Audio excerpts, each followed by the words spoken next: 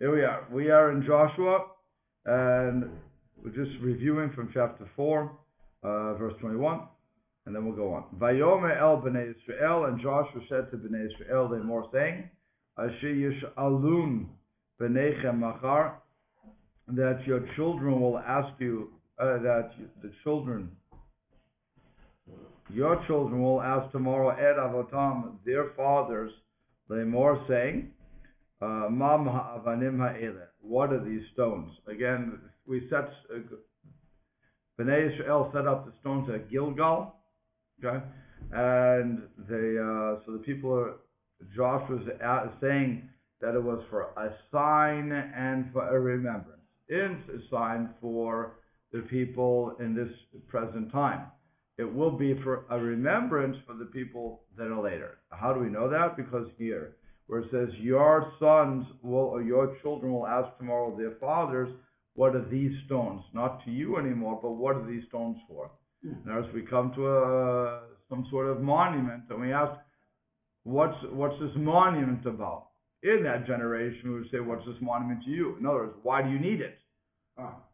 For the Holocaust victims, for instance, if you go back to Auschwitz, where they have the whole, the camp is still there. So for the people who came out, and it's in Poland? Auschwitz is in Poland, right? Mm-hmm. Yeah. So if let's say the Jewish community was there, they would say, we want to leave it as a sign to what happened. So the children would say, what do you need it for? You went through it. The more you see it, the more nightmares will bring up to you, basically. Okay? But now that is there, 65 years later, if I have my math right, so then, all the mathematicians are coming out. You're right. 65 years later, where most of the Holocaust survivors from the camps are no longer with us. There's, Baruch Hashem, we still have a few that are in their 80s and 90s, but for the most part, they're not here. And so the people are now saying to the grandchildren or great-grandchildren, it's the great-grandparents, what are these signs for? Or the parents even. What are these signs for? Why do we need, what happened in Auschwitz? Okay, not what does it mean to you, because you were there. So if anybody was there, it's a very clear statement. But if we weren't there, and we just have these camps, and now we have to figure out what did happen there. Okay, so same thing here with the stones. If the stones were there when the first people came through, they knew what they were all about. They split the Jordan dried up, and they walked across. Very nice, all the miracles that happened. But for the people who weren't there, and now they see this monument of gigantic stones, so they ask, what are these stones? It's a different question. Okay? That's the remembrance. And that's why it says in 22, verse 22, you will inform your children, saying, Bayabasha avar Yisrael, on the dry land, the totally dry land, the Jews passed at Hayarden Hazeh, this Jordan. And how? Ashehovish Hashem Elokeichem, that Hashem your God dried up at Mei HaYarden Mipneichem, the waters of the Jordan because of you, plural, ad avarchem, until again you, the people, passed.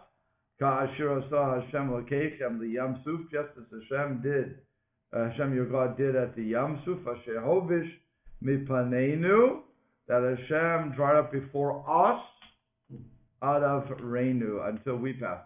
I want you to realize that there is a change of person here. It says that God dried up the Jordan for you to pass, while referring to the Jordan, referring to the Sea of Reeds, it says us. Why did it change from you to us?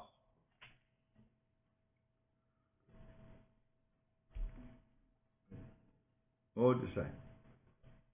Well, it's been 40 years since that, approximately. So us, Joshua and Caleb, but everybody else is you because they didn't. Correct, exactly. Because when it came to the Yam Suf, Yeshua was part of that and not a leader. So he's still part of that original crowd that crossed. So that was us. Now I'm the leader, So is you. I'm talking to you, the people. It's a change of leadership role. Okay, good. And then it says, the last part, last line is Laman Dat Kol Ha'aretz Eliyad Hashem, in order that all the nations of the land will know or have knowledge of the hand of Hashem, Ki Chazakahu, that it is strong. Lama'an, in order, Yireitem et Hashem Lokeichem, that you will fear Hashem, your Lord, Kol Hayamim, all the days of your life. Oh, I'm sorry, all the days. I'm adding your life. Okay, so now the Malbim said on this whole thing, again, just to give you the review, that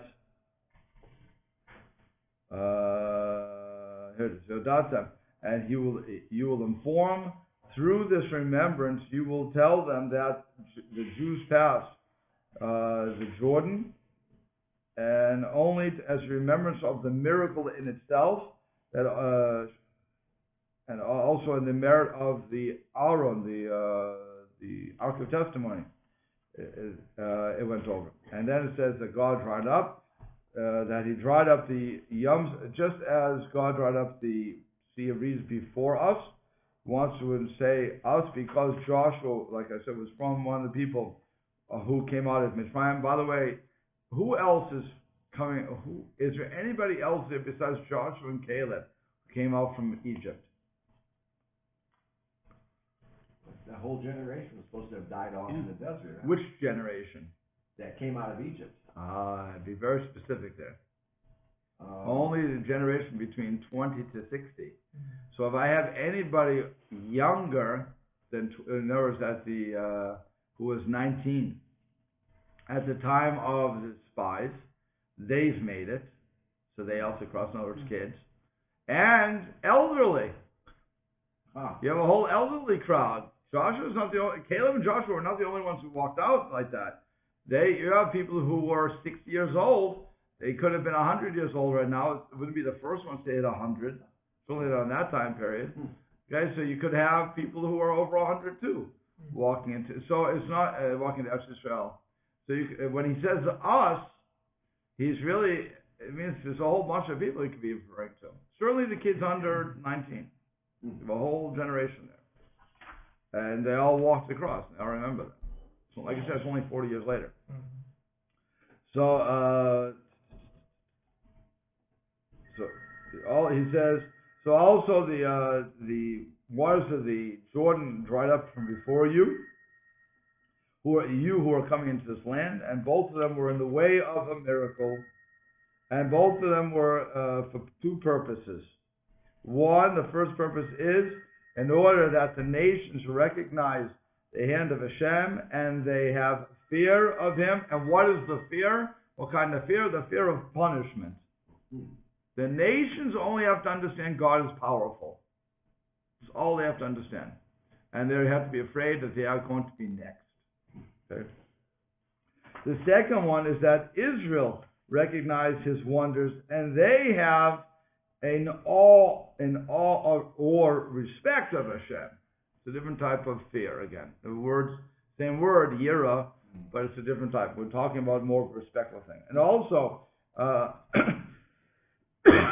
we needed to, and also it says they had to double the miracle at the Jordan.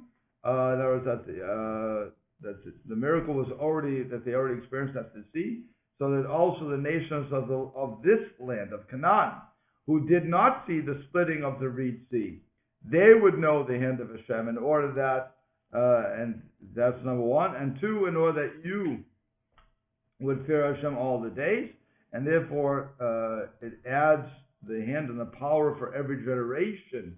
Okay, so that's a couple of things going on. One is for those the nations who didn't see Kriyat Yamsuf, who did not see the splitting of the Reed Sea, so now they saw the Jordan go up, heaping water upon water upon water until it finally came down. And again, when it comes down in a relaxed manner. It doesn't just splash down. Okay, so it just fills the banks. Fine. So all those miracles they had to see again for the purpose of the nations being afraid, be very, very afraid here, because Jews are walking through, but it's not just Jews, you have their God. And their God is the most powerful God that they've experienced, the only God in reality, but for their purposes, the God is stronger than theirs. Okay, we have to be afraid. And for us, that we just have to recognize everything is from Hashem, and that we're going to have that sort of respect, awe, and fear. It's really a fear of punishment too, but it's just the awe that we're going to want to follow God. God knows what's happening, okay? That's the end of chapter 4. Now we start chapter 5. Vayihi kishmoa kol malchei Hamori, and it was when all the kings of the Amorites heard Asher be'ever Yarden, that were across the Jordan, Yama on the west. That's where we are right now. Chol malchei HaKanani, and all the kings of the Canaanites, Asher al Yam, that were by the sea. Et Asher hovish Hashem et mei Yarden, that Hashem had dried up the waters of the Jordan mipnei bnei Israel, before bnei Israel. Ad, now here's an interesting thing. It's written avar nu, but it's read of ram, until they crossed over. So I don't know what you have in your books, but it's read of ram until they, bnei Israel, crossed over. Okay, so again, these kings are hearing it, some of them are seeing it, and then what happens? The Torah, the Tanakh is telling us, vayimas, the vavam, and their hearts melted. V'lo haya behem od ruach mepnei bnei Israel, and they no longer had a spirit in front of bnei Israel, or because of bnei Israel. They were afraid. Okay. And Rashi says, it says to the other side of the Jordan west, to the side that bnei Israel passed over. That's the west side, and until now they're on the east side. So now, once we cross over, we're on everybody. Everybody is on the same side. Okay. So the Malbim says, why did we have to hear this verse? He's bothered by that.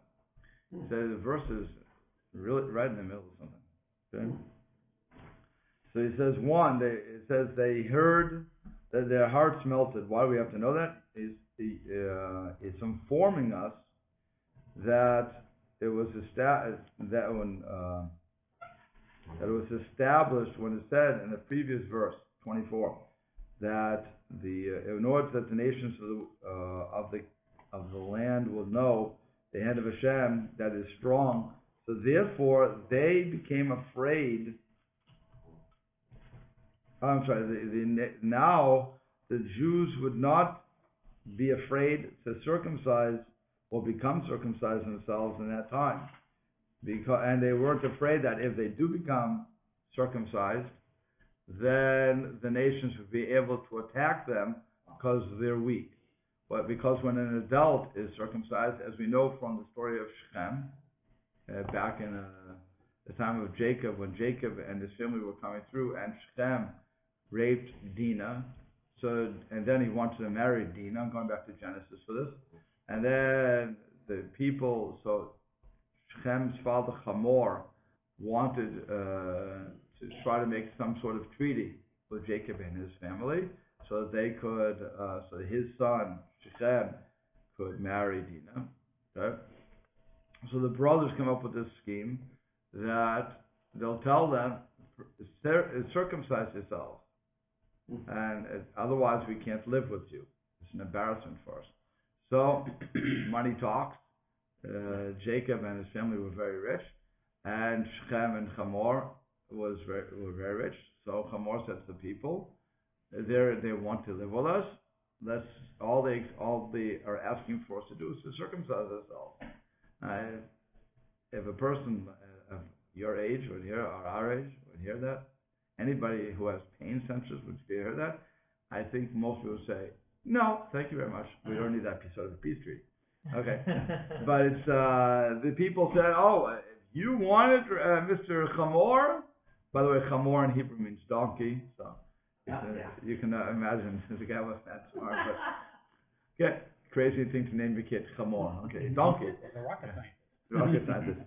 But it's they all listened to Chamor and Shechem, and they circumcised. They became circumcised.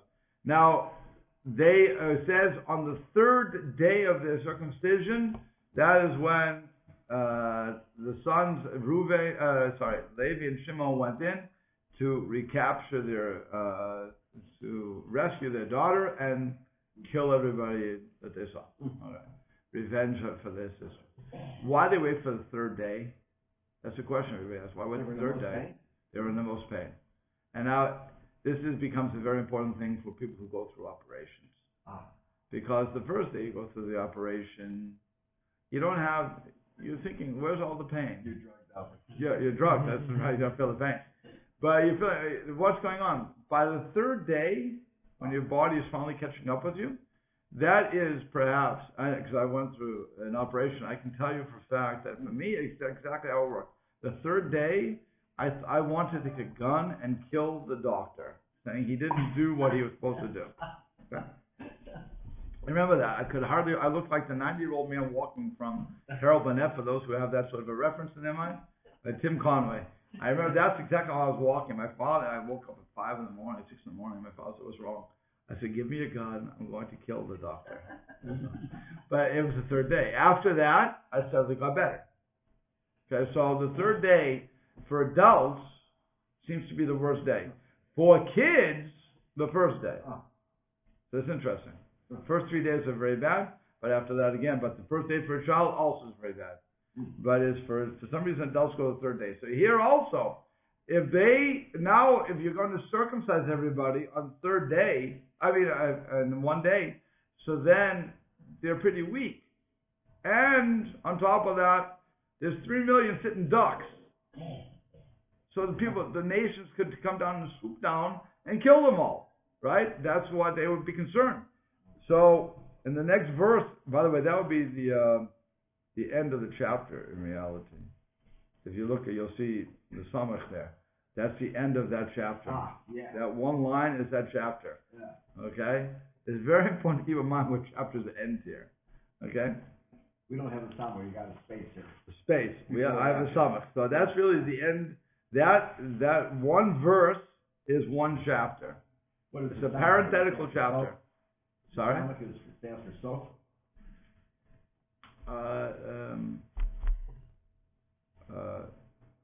It means closed. I forget what the Hebrew word is, but it means closed as compared to the pay, which means open. But my point is that this is a parenthetical statement, and that's why the Malbim was bothered. Why do I have to hear a parenthetical statement? Because the very next verse says Be'edahi and 2. So again, chapter 5, verse 2. Be'edahi, on that day, Amar Hashem El Yoshua, God, the God of mercy, said to Joshua, Aseh lecha charavot tzarim, make to yourself sharp stones. Okay, knives of stone. Charavot means sword. Okay, so it's a sword of stone here.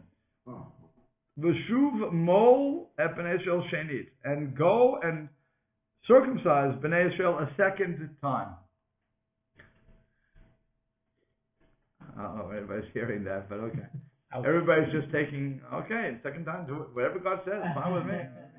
It's easy for us. I was going to ask before this verse here, why weren't they already circumcised before that? Why weren't they already circumcised? It's number one. What's the other question you could ask? So why is it the second time now? Why circumcised the second time? How many times can you circumcise? Yeah, I was going to say. You're taking off a foreskin. I mean, there's nothing else to do, really. What is there to take off? What's there to take off? Okay? Yeah. Why didn't they do it? And why wouldn't they do it until now? All those questions. Before I answer any one of those questions, that's why the Malbim had to say here his explanation in the first verse. The reason we had to hear this first thing about the nations all heard and their hearts melted and they had no more spirit to fight Bnei Israel was so that we could now, when we come to the second verse, and so on and so forth, hearing that he actually does circumcise them, you were thinking, wait a second, how could they circumcise if they should be afraid of war? And that's why the first verse had to come. That's what the Malbim is telling us ahead of time. So the nations were afraid of him before, so they didn't have to worry about it. Correct. Okay, so that's why, that's why the Malbim is saying, that's why the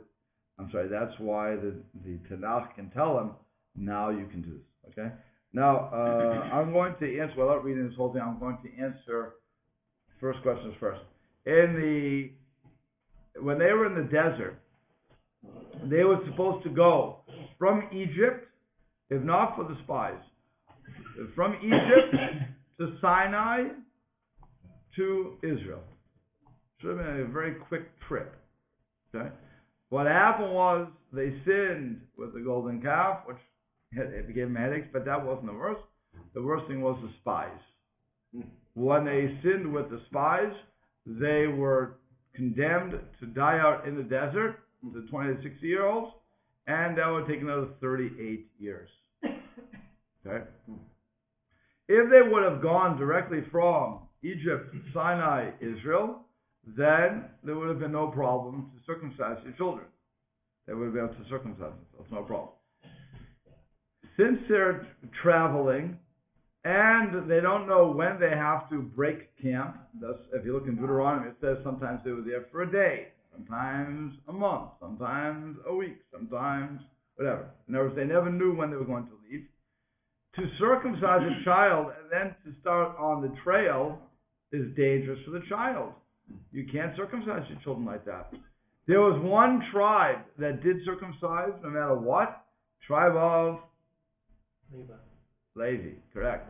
Tribe of Levi never gave up circumcision, so they always did it. Okay? Another thing that was not happening was, and this I don't really understand, I'll just tell you what the book say.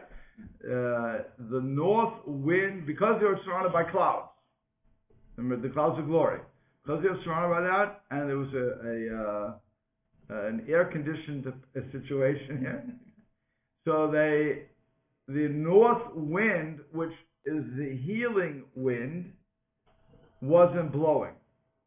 So people took longer to heal. That's what they want to argue. So again, even though, and Levi didn't care about that either, they said, as God said to do it, we have to do it, fine. Levi is Levi. You can't argue on Levi. It's just a tribe that never really cared about the danger, and probably why they were rewarded, ultimately, my tribe too, was rewarded with the temple service and so on and so forth. But so the rest of the people, though, said we can't circumcise because the wind isn't there and it's dangerous. By the way, that would be true. If there's a danger, your circumcision will be put off. Like if a baby has jaundice. We don't, even though science will tell us today, ask most doctors, they'll tell you there's no connection. You can get a circumcision even with jaundice. It's not a problem whatsoever. Blah, blah, blah, blah, blah. Okay, halacha says, no, that's the end of it. We don't listen to doctors, we don't listen to anybody. If it says no, we have to wait. Okay? So here, if the baby is in danger of dying because he's hemophiliac, let's say there's a couple of hemophilics in the family, so there would be a danger of dying. Again, that person would have to wait till they're strong enough in order to circumcise. So even though there is a positive command to circumcise a child, the boy after 8 days old, if the child is not healthy enough to take it, you don't do it. So if there's danger, it's shavi al ta'aseh. You just don't do the mitzvah at that point. You wait till you are able to. So here the people in the desert, following this one opinion, said, I can't do it because the wind isn't blowing. And on top of that, we're traveling. Whenever we're traveling, so even though they stayed in one place for 20 years, they never knew that they were going to be there for 20 years. So as a result, they didn't circumcise their children. That would be number one, okay? So now when they're at this point, when they're in Israel proper, so now, even though they're still going to be traveling, the clouds of glory are gone. Now the north wind is back, okay? And more than that, Joshua is, all the nations' hearts have melted, and they have that report. I'm not sure how they got the report, but they had that report that nobody was coming out against them. More than that, so now what's Shenit mean? What's the second time mean? Second time means, just as you, Joshua, circumcised the people when they left Egypt, those 40 years ago. That was when they were in Egypt, he circumcised everybody 40 years ago. So now that they're here in Eretz Israel and they have not yet been circumcised, it's your mitzvah to do it again. Circumcise everybody. And nobody else is involved. It's amazing how he can do countless millions of people, but okay. That's miracles and miracles, and I'm not going to get into all the miracles. But it's that will be one interpretation. Okay? The other interpretation, by the way, is that they were circumcised, but they didn't do. There's a membrane we call priya, peeling the membrane. So that wasn't done, and that would be the second time. That would be a new thing that wasn't done in the desert. In other words, they all circumcised. They all took the foreskin off, but they didn't do priya. So now they had to peel off that membrane. And that would be his job again. And everybody submitted to that. Okay, either way.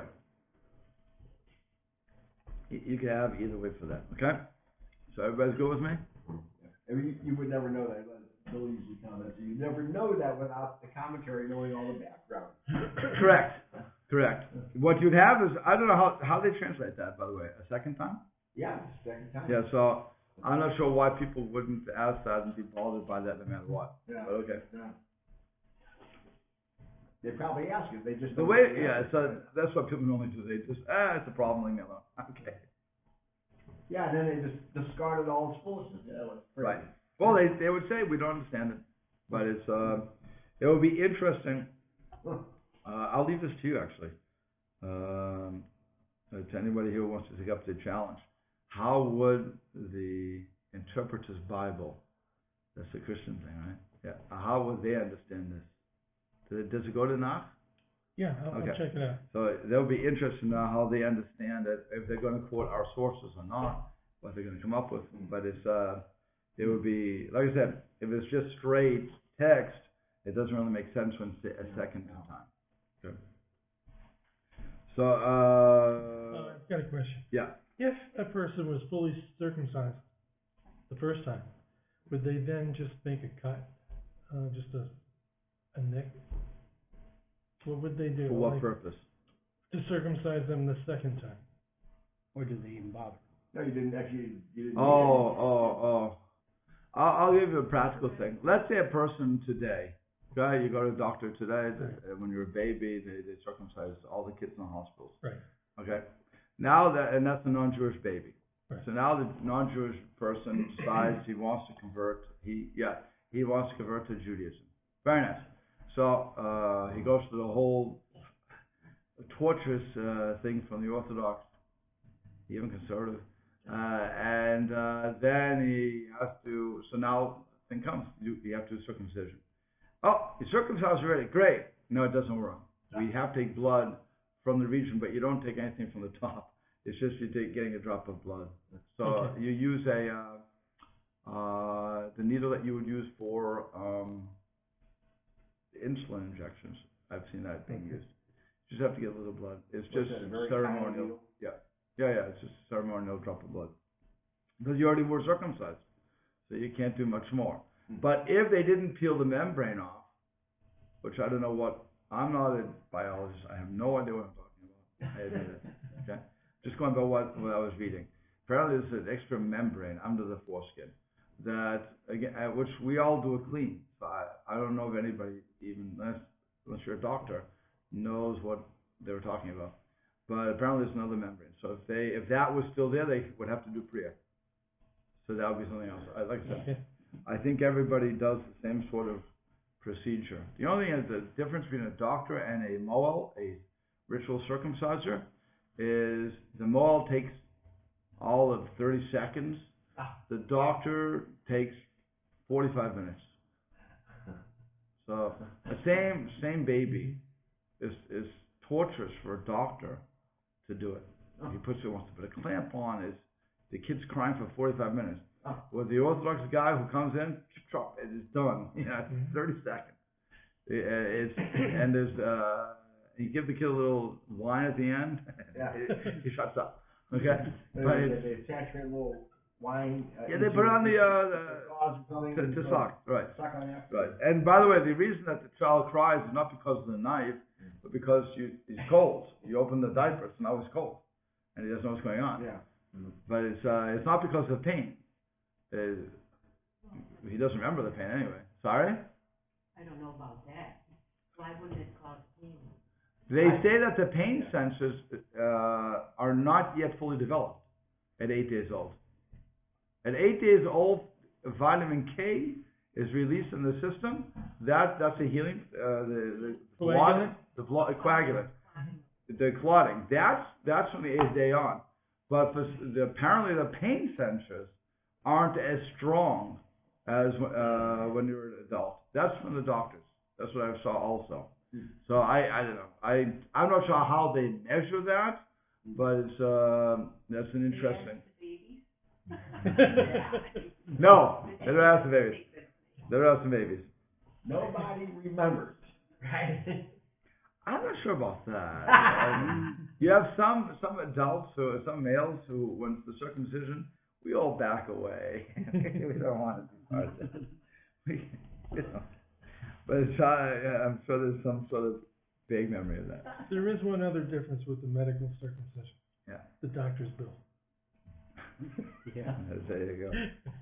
I'm not even sure that's true, actually, but it's circumcision normally costs around $300. So how much is the doctor bill? I don't know. Okay. Just a joke you're making. Just a joke. Okay, so now it says 3. Vayash lo Yeshua. Did I miss that? Okay. Vayash lo Yeshua charabot sarim. So Joshua makes for himself these many knives of stone.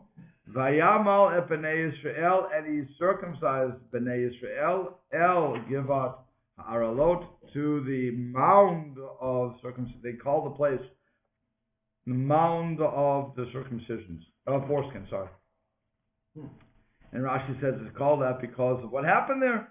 So it's a heap. They had a heap of foreskins there.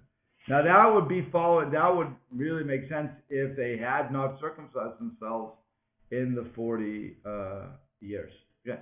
One other thing I have to ask you now: why did Hashem tell Joshua, if Joshua's the only one that's a circumciser, why make many knives of stone? They might get dull after. Wouldn't have to keep sharpening them. Okay. Why stone and why not metal? It was readily Weren't available. they? How do they have metal? They had metal. They had metal. Doesn't it go back to Abraham using flint? I know Was that. there a command? I know that that Moshe's wife, Zipporah, says took the stone and circumcised her child. As far as Abram, I don't know if it was. I don't have the Chumash with me, so I don't know if that was necessarily his way of doing it. They had metal though. Why wouldn't they have used metal? They had swords. Maybe it's representative of an implement of war or something? Continue with that. What does metal do? Metal kills. Yeah. Stone is what is The building. the building. So it says that it's a spiritual thing. Just as you cannot put a metal implement against the altar, so also when it came to this, you wouldn't do it. Today we use metal. Many have the custom also of before you bench, you cover your knife that you cut the bread with. I heard that some No, we don't. I've never heard that minhag. I shouldn't say Really? no. I've never heard that minhag. What happens is when you're covering the knife is when you're saying benching. But when that's a great after meals, and the reason is because when we come to Uvenei Yerushalayim, rebuild Jerusalem. So one person reading that story got very emotional, took the knife and harikari. So as a result of that one guy, we hide the knife. I don't know. I'm not sure how true that is. I'm not sure, but I know that's I know I've heard it, and I think I even read it somewhere. But it's one of those things where we're ruling based upon one guy. It happens. It's like the guy walking, gets called for an aliyah, walking up the steps of the beaver. Because the old. No, here we know the reason. Like I said, one guy was crazy enough to do that. So we don't want people stabbing themselves when it comes to rebuilding Jerusalem. Is it possible on the Joshua circumcising everyone with the commandment to fathers circumcise your sons on the 8th day, that I've heard at least that the father will hand the knife to the mohel saying, I give you permission basically on my behalf. So essentially can Joshua, he's given the responsibility, but he's saying on my behalf, here, go circumcise. Oh, good question. The answer is, it seems to be no. Okay. That God wanted him, because he did it the first time, to complete it the second time. Like I said, how he did everybody in one day, I have no idea. You have a day here. So, but it seems that he's the only one. He could not appoint people. So, yeah, it would be logical. It would be logical to say what you're saying. And I'm sure that somebody says what you're saying. Because you're looking at, even if I go 600,000 men, even 600,000, you have to do a lot an hour to get through 600,000 men. Yeah. And so I would guess, logically, without use of miracles, that he would have had to appoint other people, and he's just overseeing it. And I'm sure somebody says what you're saying. I have no question about that. But for some reason, the Malbim, actually, I know the reason. Because it says, Aseh lecha, make for yourself these knives. So it doesn't seem, and God's telling him to do it. So it doesn't seem that he has the ability, according to the Malbim, and according to everybody actually on the page here that I see. It seems that he had to do it himself. But if you appoint a shliach, isn't that just like you yourself did? So I'm saying, I'm agreeing with that sort of answer, but like I said, he wants to, I know that when I read this, what does it say? I can read it to you. I'll just read the whole thing, it'll be faster than me looking for it. It says, make yourself, like I said, these stone swords. So, it says, where's it start? It wants to say that after, so after he would sprinkle it was talking about this, it's also going to be blood here.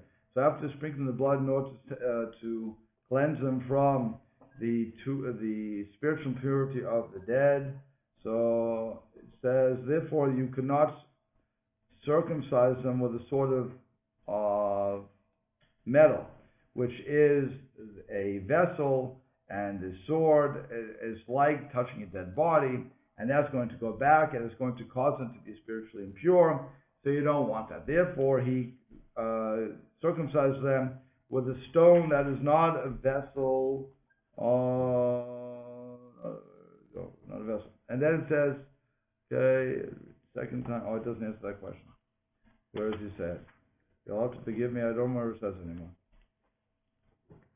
I thought he said it here. Okay, I don't have it. Just, actually, I don't know, I'm not sure where it says it anymore. But, no, I saw it yesterday. They want to say it's all him. We'll come to it though, maybe.